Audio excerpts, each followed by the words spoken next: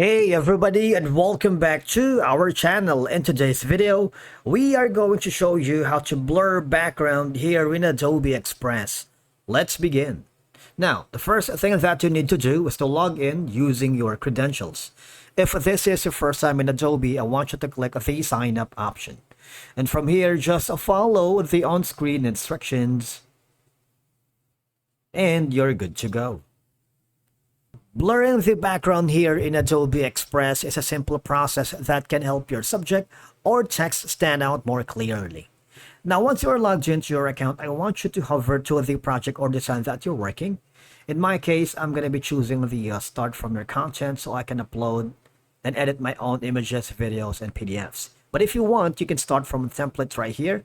You can browse templates, photos, videos, and text for more of your design, or just hover down here. All right.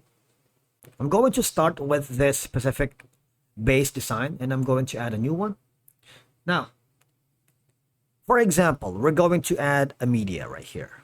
You can go to the photos, for example. All right.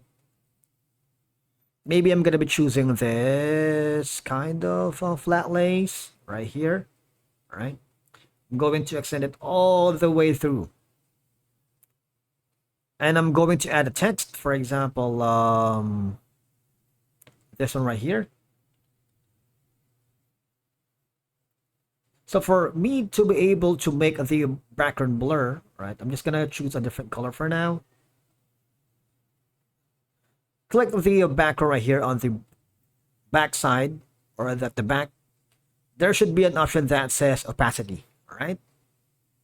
All I have to do is drag it all the way on the left side, so you are decreasing the feel. All right, that's one way. All right, so kind of blur effect. Now the next option is, all right, choosing again the same background. Click on effects right here. You should be able to have the option to blur. All right.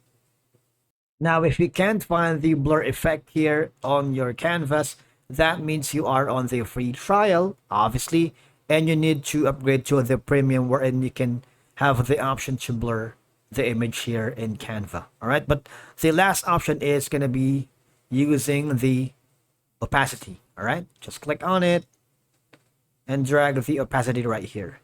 You can also use the option here wherein you can remove the background, insert object, but these requires their premium plan. And that's it for today's video. Thank you so much for watching. We will see you again in the next one.